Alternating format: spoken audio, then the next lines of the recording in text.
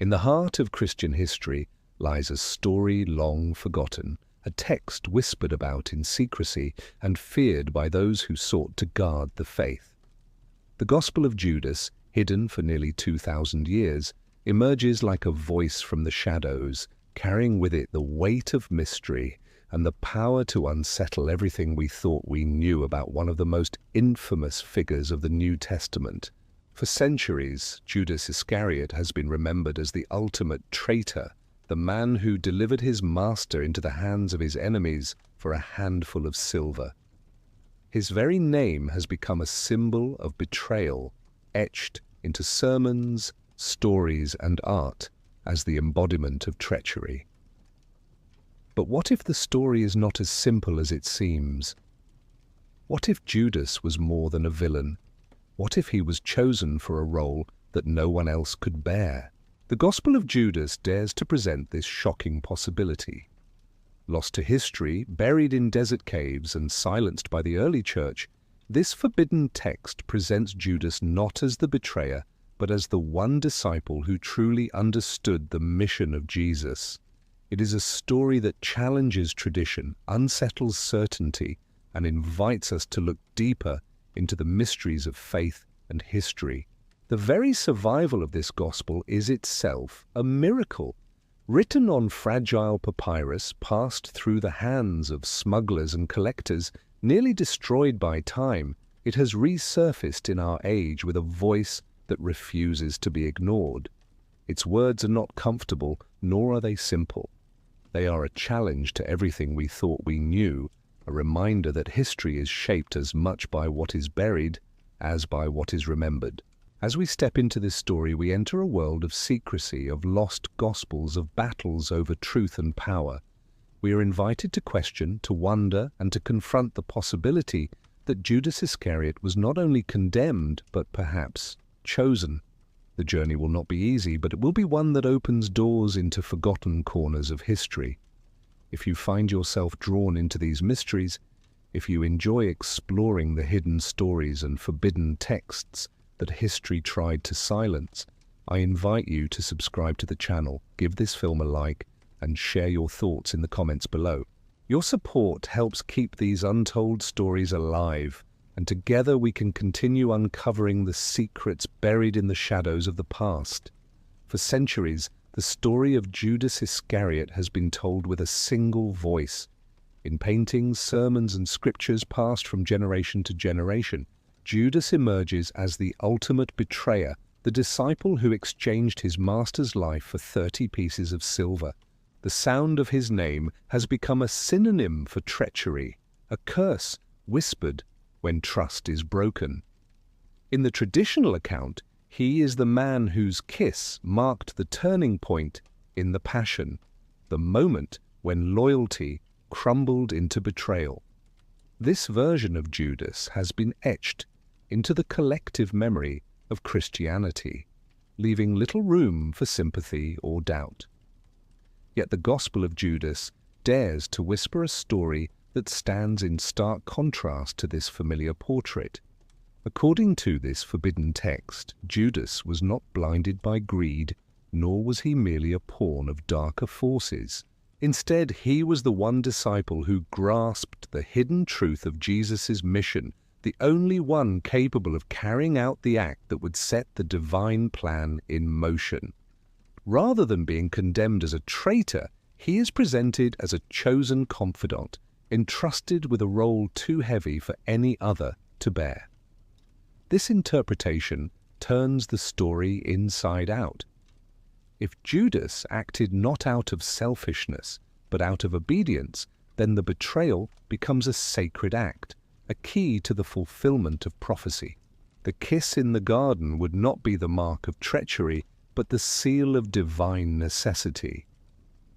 For the first time, Judas is no longer the villain of the story, but perhaps its most tragic hero, the disciple who shouldered the darkest task in order for the light of resurrection to shine.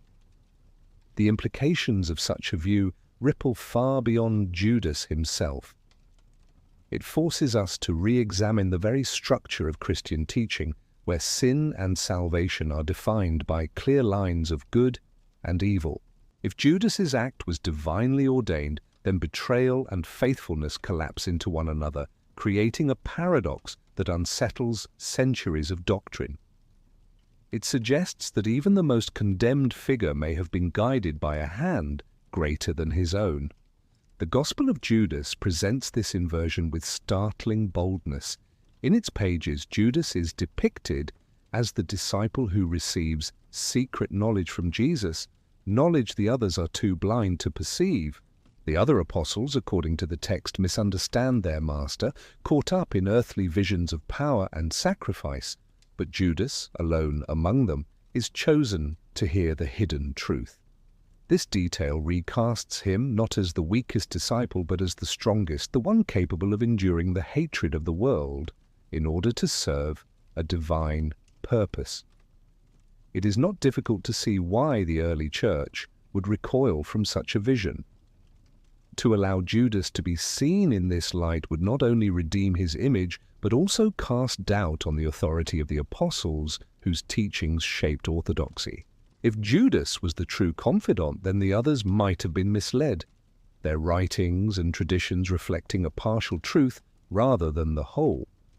This possibility threatened the foundation of the faith, which depended on a unified message of trust in the 12. Over the centuries, Judas's story hardened into a warning. He became the archetype of betrayal, the shadow hanging over human weakness. Artists depicted him with twisted features, often set apart from the other disciples in scenes of the Last Supper. His very name became unutterable in certain traditions, as if invoking it might invite treachery into the community.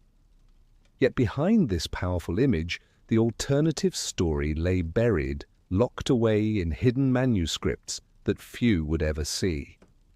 The contrast between these two versions of Judas creates a tension that continues to fascinate modern readers.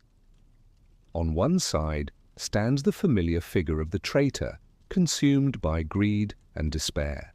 On the other stands the secret disciple, burdened with a task too heavy to explain, misunderstood by history, yet vital to the fulfillment of salvation.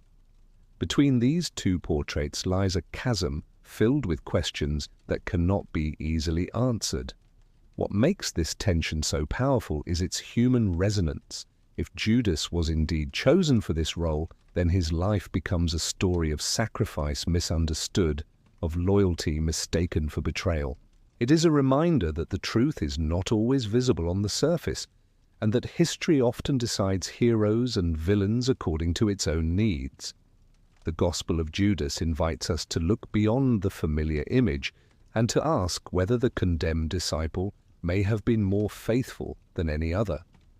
This idea does not erase the pain of his actions, nor does it soften the anguish of betrayal, but it reframes it in a way that allows for mystery, for the possibility that divine purpose is hidden within human tragedy. To explore this possibility is to enter into a realm where certainty fades and where the most vilified man in Christian memory might, in fact, have been chosen to carry the heaviest cross of all. The Gospel of Judas opens this door, leaving us to confront the unsettling possibility that what we thought we knew about treachery and loyalty may not be the full story.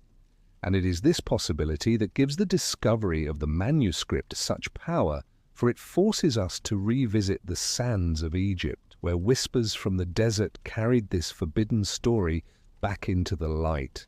The deserts of Egypt have long been a resting place for secrets. Beneath the shifting sands and within forgotten caves, texts have slept for centuries, untouched by the hands of time. It was in this landscape that the Gospel of Judas resurfaced, not in the grand halls of a library or the vaults of a cathedral, but in the quiet obscurity of a cave during the 1970s. What emerged from that darkness would ignite a storm of controversy and fascination across the world. The manuscript itself was fragile, written on papyrus and bound in a codex, a book form that had been used by early Christians.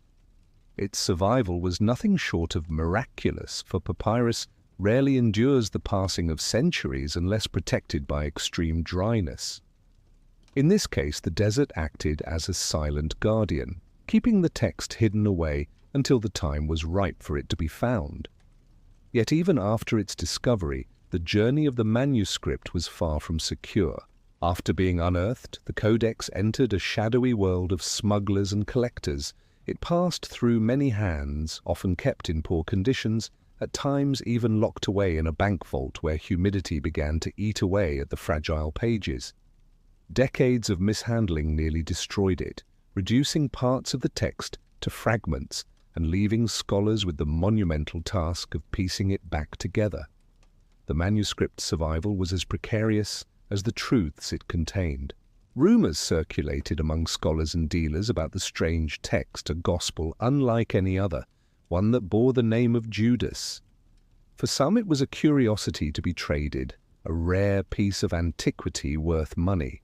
For others it was a dangerous artifact, a reminder of the heresies the Church had worked so hard to silence. Its journey through this hidden market gave the manuscript an aura of mystery, as if fate itself was testing whether it deserved to be revealed. When experts finally laid eyes on the codex, the significance of the find began to unfold. The language was Coptic, the tongue of Egyptian Christians, often used to preserve older Greek writings. The script was weathered, the letters fading into the papyrus, but the content was unmistakable. The title alone was enough to spark astonishment: the Gospel of Judas. This was no ordinary discovery. It was a voice from the 2nd century, rising again after nearly 2 millennia of silence. The scholars who worked to restore and translate the text spoke of its fragility with reverence. Each page was a battlefield between preservation and decay, every line an urgent race against time. Slowly, through careful hands and patient study, the words of Judas returned to life. The process was painstaking, filled with gaps and uncertainties, yet the essence of the gospel began to emerge, revealing conversations between Jesus and Judas that defied the familiar story. The moment of realization was electrifying. What lay before them was not a simple, apocryphal tale, but a radically different vision of one of Christianity's most infamous figures. The manuscript had survived centuries of burial, smugglers' vaults, and the erosion of time, only to resurface in an age when its revelations could be broadcast to the entire world. The Gospel of Judas was no longer a whisper in the desert. It was a voice demanding to be heard. The desert itself seems almost symbolic in this story. For centuries, the sands have preserved texts deemed unworthy by the powerful, protecting them until another age might be ready to receive them. From the Dead Sea Scrolls to the Nag Hammadi Library, Egypt's dry caves have guarded writings that challenge accepted truths. The Gospel of Judas belongs to this lineage of rediscovery, a reminder that history cannot always silence the voices it tries to bury. As news of the discovery spread, it reignited debates about the boundaries of Scripture and heresy. The Church had long maintained that the story of Judas was settled, yet here was a text that told a different tale, one written in the same era as the canonical Gospels. The implications were staggering, for if Judas's role was misunderstood, then the entire story of betrayal and redemption would need to be re-examined. The rediscovery of the Gospel of Judas is not only about a text, but about timing. It emerged into a modern world where curiosity about lost scriptures was already growing, where scholars and seekers alike were hungry for hidden voices from the past. The desert had guarded its secret until humanity was ready to listen, and when the manuscript finally spoke, it carried with it the power to unsettle, to provoke, and to transform the way Judas Iscariot would forever be remembered. To understand the Gospel of Judas, one must first enter the world of the Gnostics, a diverse movement of early Christians who sought truth not in the authority of institutions, but in the depths of hidden knowledge. For them, salvation was not gained through ritual or obedience, but through awakening, through the discovery of divine truth concealed within the soul. Theirs was a faith steeped in mystery, where the material world was seen as a prison and the spirit longed for liberation. The term gnosis means knowledge, but not the kind of knowledge that can be measured or debated. It is knowledge of a higher order, an inner vision of the divine that transcends the physical world. To the Gnostics, the cosmos was not governed by a benevolent creator, but by flawed powers that trapped humanity in flesh and ignorance. The true God was hidden, unreachable through ordinary means, and only a few could glimpse the light that lay beyond the veil. In this vision, Jesus was not simply a teacher of moral truths, but a revealer of secrets. He came not only to heal and to preach, but to awaken souls from their slumber, to remind them of their origin in the divine realm. His words were often wrapped in parables, but to the Gnostics, beneath those stories lay a deeper code meant only for the few who could understand. In this framework, Judas takes on a role unlike any other. According to the Gospel of Judas, Jesus confided in Judas alone, revealing to him mysteries hidden from the other disciples. While the others clung to visions of worldly glory, misunderstanding the kingdom of God as a kingdom on earth, Judas was entrusted with the secret knowledge that transcended such illusions. He became not the betrayer, but the initiate, the one chosen to carry out the action that would release Jesus from the prison of flesh. This teaching struck at the heart of Orthodox Christianity, which emphasized unity, obedience, and faith in the authority of the apostles. The Gnostics, by contrast, offered a fragmented vision where truth was hidden in scattered revelations, accessible only to those capable of perceiving it. Such a worldview was dangerous to the emerging church, for it undermined the claim that salvation flowed solely through established leaders and institutions. The Gospel of Judas embodies this Gnostic spirit. It presents a Jesus who laughs at the ignorance of the other disciples, who sees their worship as misguided, and who chooses Judas as the only one capable of receiving the truth. This image of Jesus is unsettling, for it is a figure who challenges rather than comforts, who demands awakening rather than obedience. It is a vision designed to shake the foundations of certainty, to remind readers that truth often lies beyond appearances. The Gnostic conflict with the Orthodox Church was more than a battle of ideas. It was a battle for the soul of Christianity. In one vision, faith was simple, built upon loyalty to the apostles and the structures they created.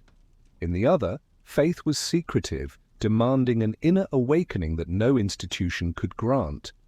The Gospel of Judas captures this clash with startling clarity, offering a vision of Jesus and Judas that was destined to be suppressed by those who sought control.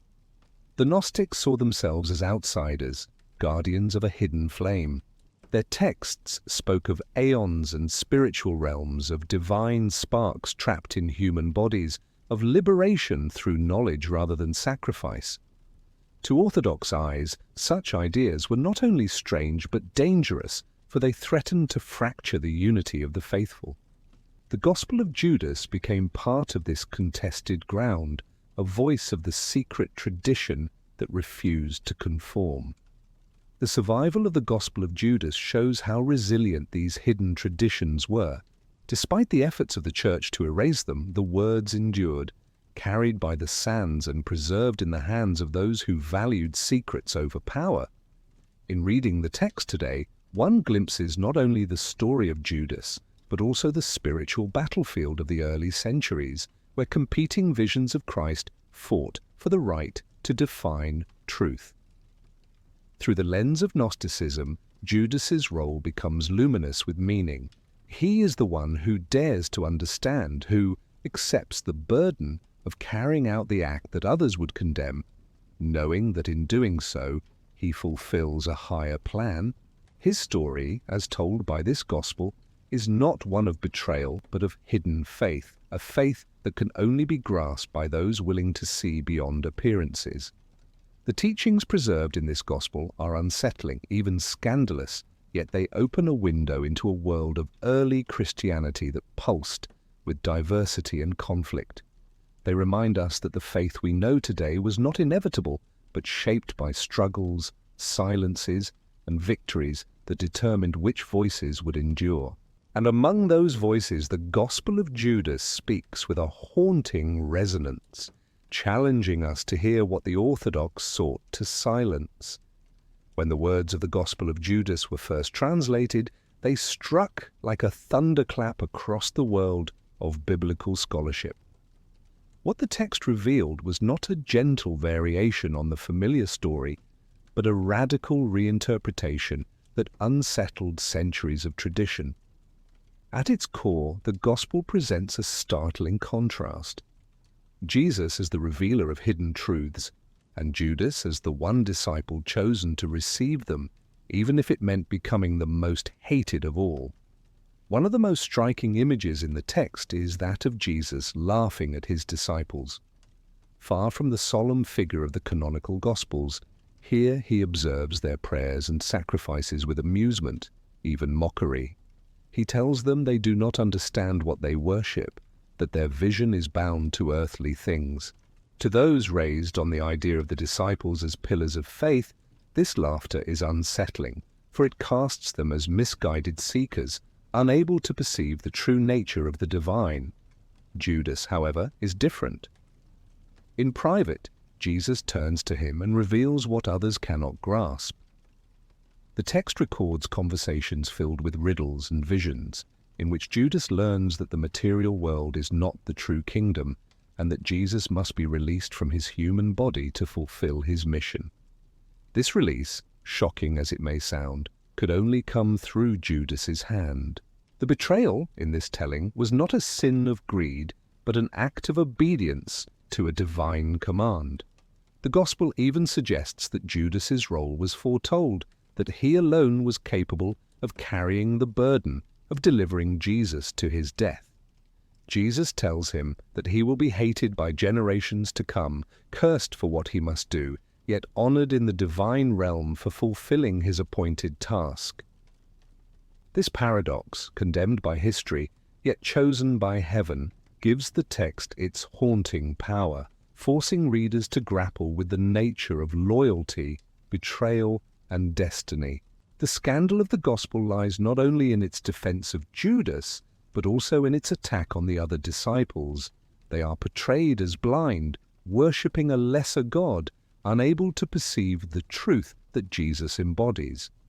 Their vision of sacrifice and priesthood is dismissed as misguided, a false path that leads to error. In this way, the text undermines the very foundation of the apostolic tradition, raising the possibility that the Church itself was built on misunderstanding. Some passages go even further, describing visions of cosmic realms and divine figures that reflect the broader Gnostic worldview. In these visions, the material world is shown as corrupt, ruled by powers that seek to imprison the soul. Salvation comes not through ritual sacrifice, but through knowledge of the hidden God, a truth accessible only to a chosen few. This teaching was radical, for it directly opposed the emerging orthodoxy that placed authority in the hands of the Church. The power of these words lies not only in their content, but in their tone. The Gospel speaks with confidence, as if revealing secrets long hidden from ordinary eyes. It is not a hesitant or apologetic text, but a bold proclamation of an alternative truth.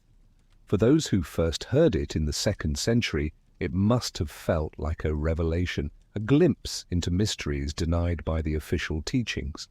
For modern readers, the effect is equally unsettling. To imagine Jesus laughing at his disciples, to picture Judas as the chosen one, is to confront a vision of Christianity that feels both familiar and alien. It challenges deeply held assumptions, forcing us to question whether the story we know is the only story that could have been told. The Gospel does not simply ask us to reconsider Judas, it demands that we reconsider the foundations of faith itself.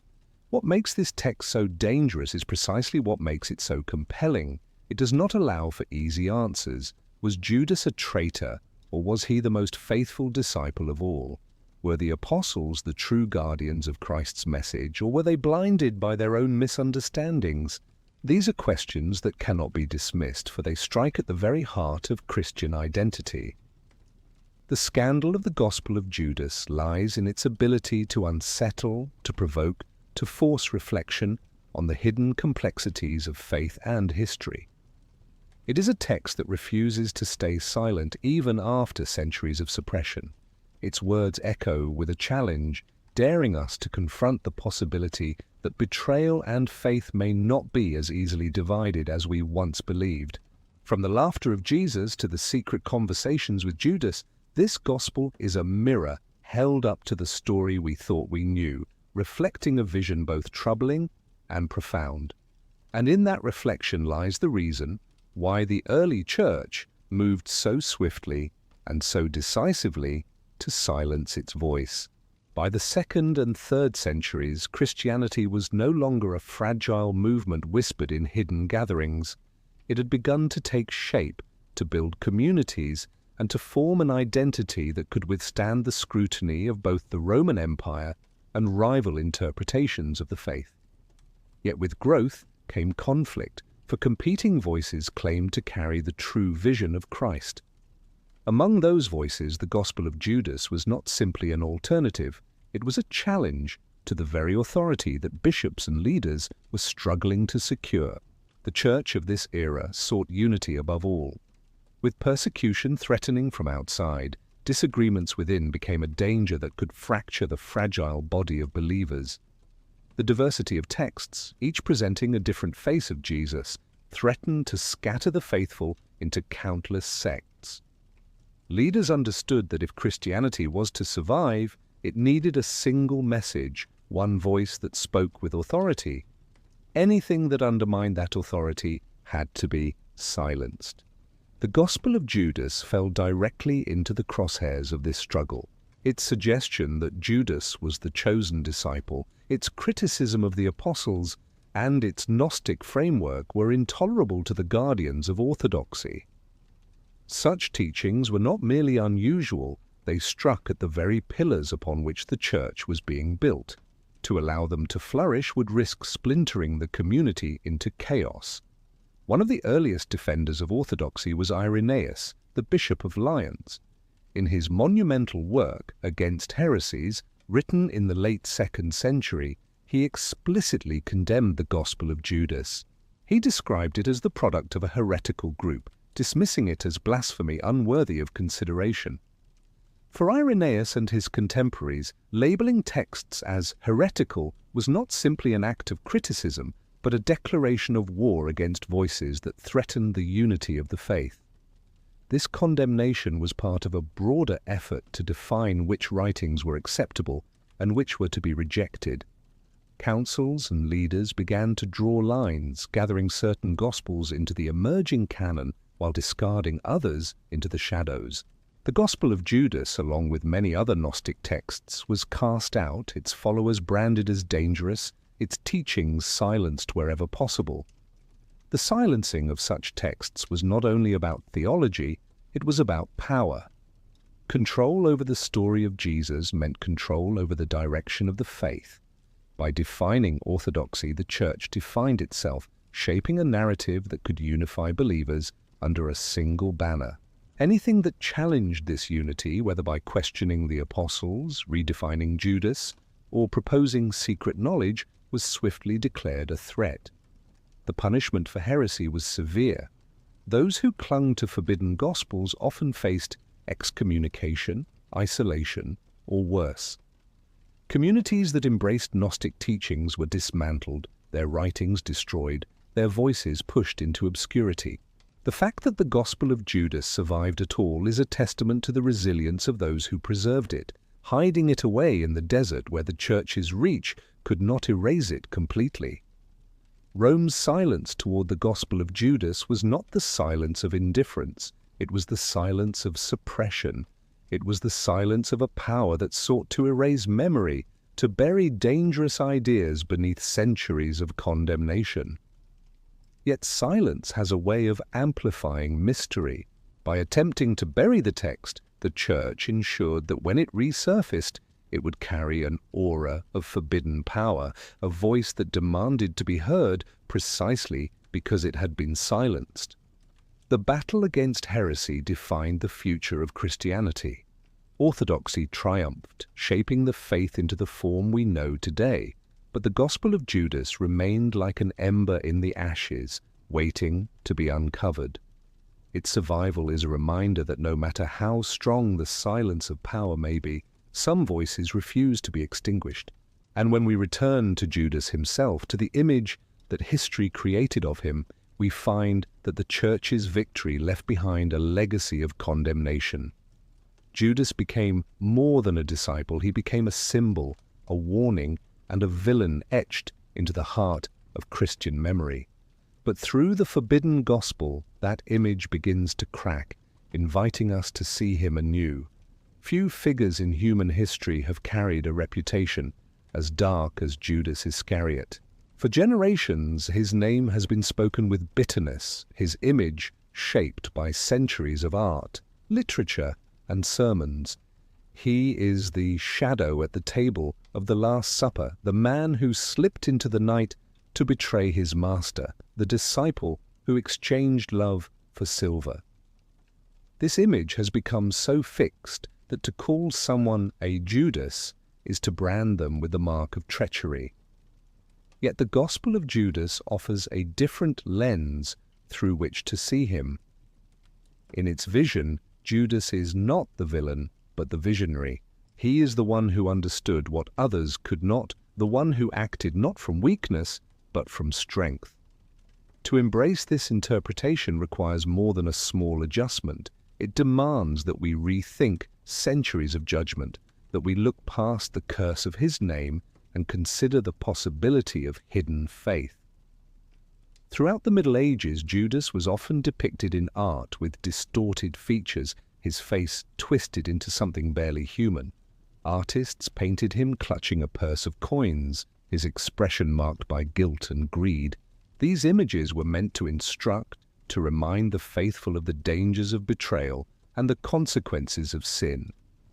Judas became not just a man of history, but a symbol of everything humanity fears in itself: weakness, deceit, and the temptation of gain over loyalty.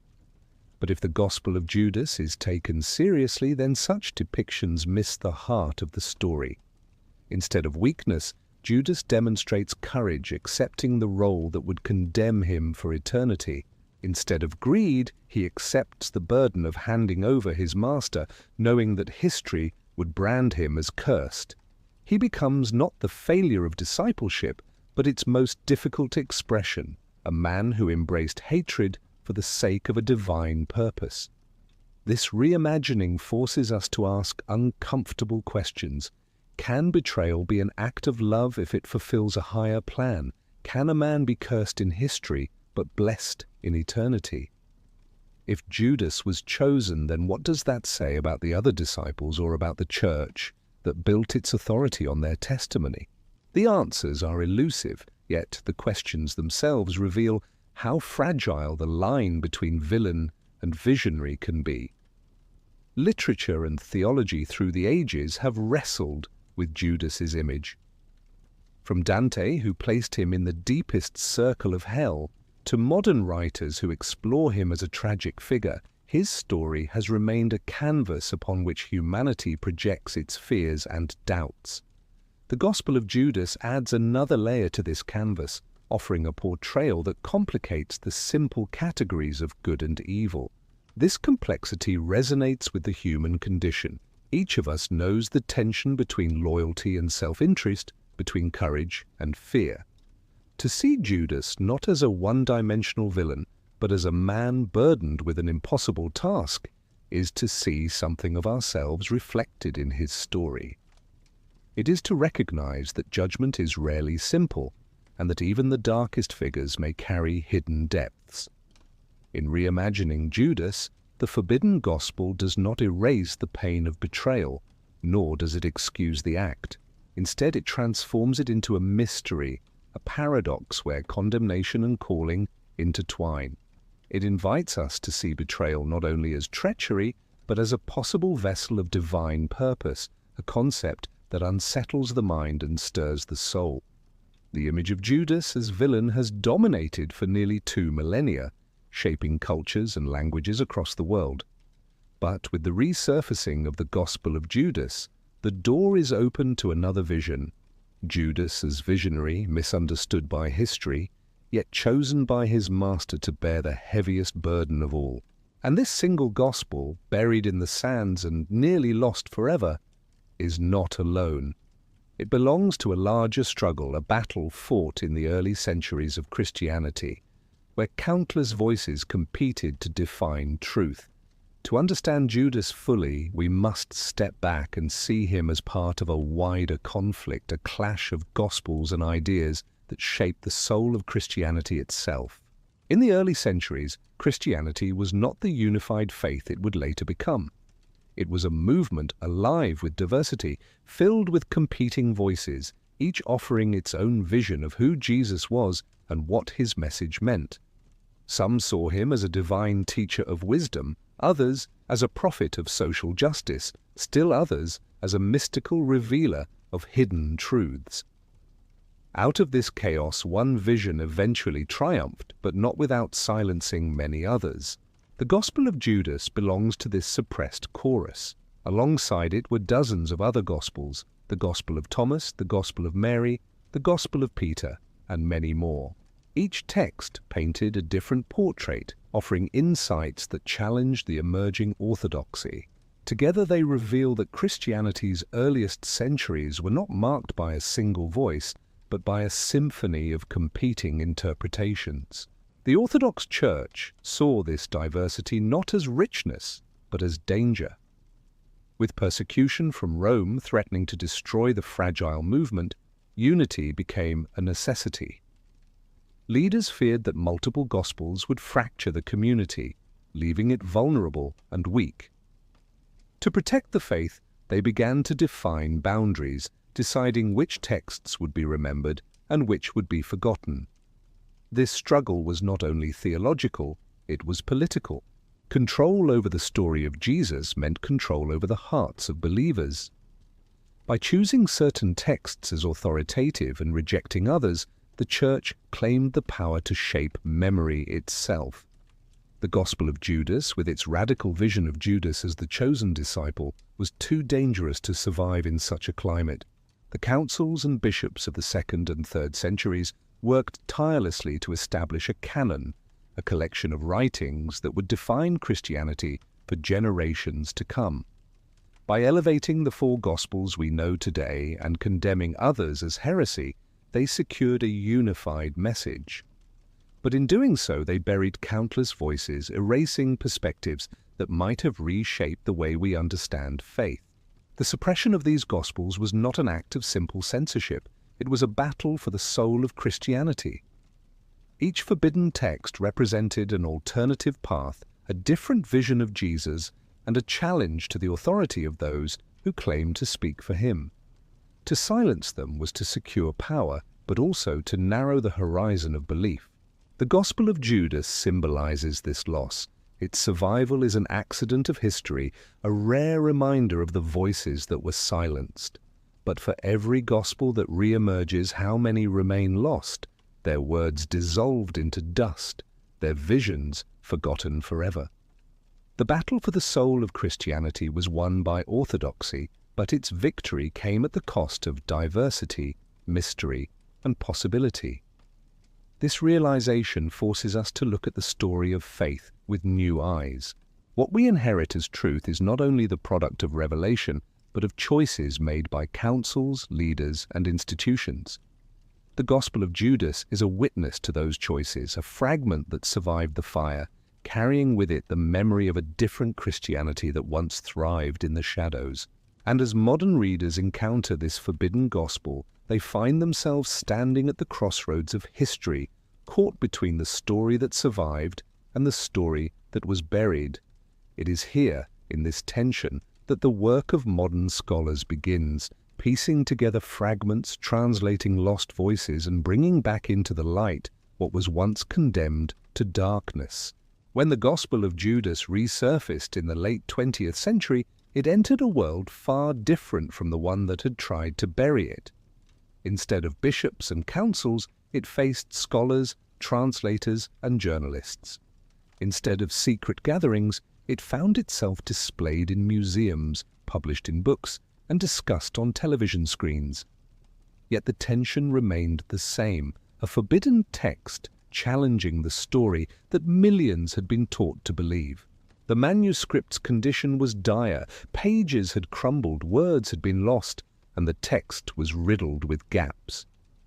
Teams of experts worked tirelessly to restore it, using modern technology and ancient skill to coax the words back to life. Their work was delicate, for a single misstep could destroy what little remained. Slowly, the conversations between Jesus and Judas emerged, line by line, bringing with them a vision that had been hidden for nearly 2 millennia. The reaction was immediate and intense. Some scholars welcomed the discovery with excitement, seeing it as a chance to broaden our understanding of early Christianity. They argued that the Gospel of Judas was not a threat, but a gift, a window into the diversity of faith that once existed. Others, however, greeted it with suspicion, warning that the text was a distortion, a heresy that should not be given equal weight with the canonical Gospels. The Vatican's response was measured but telling. While not outright rejecting the manuscript's authenticity, church leaders cautioned against treating it as a revelation. They reminded the faithful that heretical texts were always circulating in the early centuries and that their survival did not mean they carried truth. Yet the very act of addressing the gospel revealed its power, for if it were truly irrelevant, why speak of it at all? For the wider public, the Gospel of Judas became a sensation. Documentaries explored its secrets, books flew off shelves, and debates filled lecture halls. The idea that Judas might not have been a villain but a chosen disciple captured imaginations, forcing people to rethink what they thought they knew about betrayal, loyalty, and divine purpose. But the controversy did not stop at theology. Questions about the manuscript's ownership, its handling by dealers and collectors, and its preservation stirred heated debates. Accusations of exploitation and negligence emerged, reminding the world that ancient texts are not only treasures of knowledge but also commodities in a shadowy market. Despite these disputes, the Gospel found its place in modern scholarship. It became a focal point for discussions about Gnosticism, the diversity of early Christianity, and the process by which orthodoxy was established. Students studied it alongside other apocryphal texts, and theologians grappled with its implications for the story of Judas. The rediscovery of the Gospel of Judas shows how fragile history can be. A single manuscript hidden away in the desert, nearly lost to decay, has the power to reshape debates that span centuries.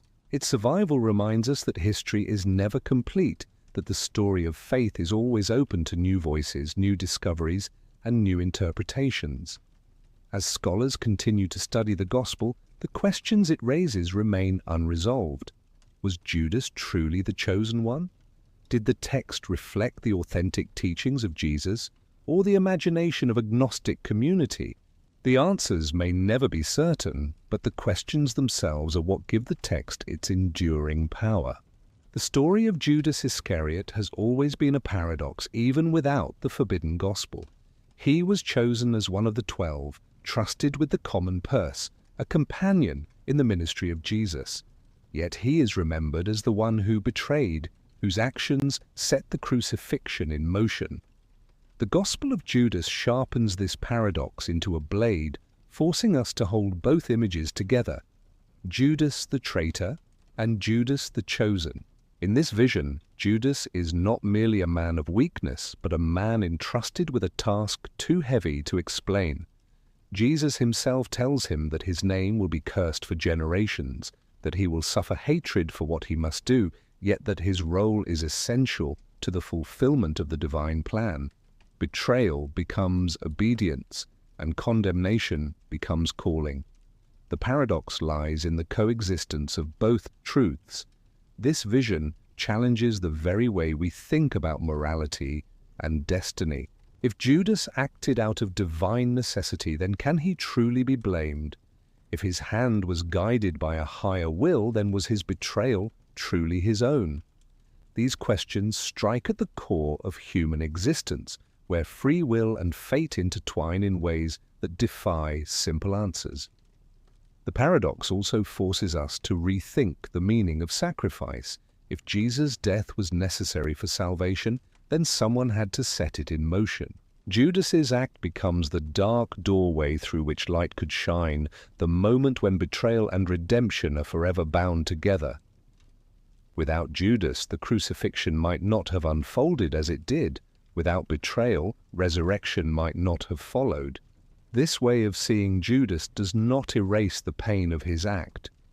The kiss in Gethsemane remains a symbol of trust broken, of love turned into sorrow, but it also becomes a symbol of the unbearable burden that Judas carried, knowing that his obedience would make him the most hated of all disciples. His tragedy lies not only in what he did, but in what history would forever make of him. The paradox of Judas mirrors the paradox of humanity itself. Each of us carries within us the capacity for loyalty and betrayal, for courage and weakness. To see Judas as both cursed and chosen is to recognize that the line between good and evil is not always clear, that even the darkest moments can carry hidden purposes. For believers, the paradox may point toward a divine mystery, a reminder that God's purposes are not always visible, that what seems like failure may serve a higher plan. For others, it may serve as a reflection on history and memory, on how societies create villains and heroes according to their needs. In either case, the story of Judas refuses to be simple. What makes the paradox so enduring is its refusal to resolve. Judas is both villain and visionary, both condemned and chosen. To embrace this paradox is to enter into the mystery of faith itself, where certainty is elusive and truth is layered. It is to recognize that the story of Judas is not just about one man, but about the tension between betrayal and loyalty that runs through the heart of human experience. The Gospel of Judas brings this paradox into sharp relief, daring us to see beyond the familiar story, to confront the possibility that betrayal and faith may be inseparable, that the darkest act may also be the doorway to light. It is a vision that unsettles, but also one that speaks to the complexity of life itself. The Gospel of Judas stands as one of the most haunting discoveries of our age. Buried for nearly 2,000 years, hidden beneath the sands of Egypt, it emerged not to erase what was known, but to remind us that history is rarely simple and that truth often lives in the margins. Its words reveal not just an alternative view of Judas, but the story of how power, faith, and memory are shaped by those who choose which voices will be remembered and which will be forgotten. What the church sought to silence was not only a gospel, but a dangerous idea that the story of faith could be larger, more complex, and more mysterious than the version proclaimed from pulpits. To declare Judas chosen rather than cursed was to strike at the very foundations of Christian teaching. Yet the attempt to bury this gospel only heightened its power, for when it resurfaced, it carried with it the aura of the forbidden, the voice of a truth that had been denied. This gospel forces us to face unsettling questions. Was Judas the ultimate betrayer or the ultimate disciple? Was he condemned by his greed or chosen to carry out a mission too heavy for others to bear? These questions do not have easy answers, and perhaps that is the point. Questions do not have easy answers, and perhaps that is the point. They remind us that faith, like history, is layered, filled with tensions that cannot be resolved with certainty. The survival of the Gospel of Judas is a story of resilience, of fragile papyrus that outlasted centuries, of ideas that refused to die, of voices that demanded to be heard even after being condemned. It is a testament to the power of memory and to the courage of those who dared to ask questions that others feared to confront. In reflecting on Judas through this forbidden gospel, we are reminded of the complexity of human nature. The line between loyalty and betrayal is thinner than we imagine, and the roles of villain and visionary may not be as fixed as history would have us believe. Judas becomes a mirror, reflecting not only the mystery of divine purpose, but also the struggles of humanity itself. The Gospel of Judas may never be accepted as scripture, yet its importance lies not in authority, but in challenge. It challenges us to see beyond the surface of stories, to question who tells them, and to wonder what other truths lie buried, waiting to be uncovered. Every ancient manuscript, every rediscovered voice reminds us that history is a living thing. It is shaped, preserved, suppressed, and rediscovered, a tapestry woven not only of what was remembered, but also of what was deliberately forgotten. The Gospel of Judas is one thread in that tapestry, one that reveals how fragile and how powerful memory can be. What was buried was more than a text. It was a possibility, a vision of faith that diverged from the one that triumphed. What was buried was an invitation to see Judas differently, and through him to see ourselves differently. And what was buried reminds us that silence does not last forever. The truth has a way of breaking through, even after centuries of darkness. The Gospel of Judas still whispers across the centuries, its words echoing with scandal, mystery, and hope. It is not a comfortable gospel, nor was it ever meant to be. But it is a gospel that forces us to confront questions too often ignored, questions that reveal the depth of betrayal, the weight of loyalty, and the enduring mystery of faith. And as we close this journey, let us not allow the story to fade back into silence. Keep the conversation alive, reflect on what has been uncovered, and share it with others, for only by speaking of what was once buried can we ensure that such truths remain in the light. If this journey into the shadows of history has stirred your curiosity, I invite you to subscribe to the channel, give this film a like, and share your thoughts in the comments below. And if you found these hidden stories meaningful, consider sharing this film with your friends and loved ones, so that together we may continue to explore the mysteries that history tried to bury.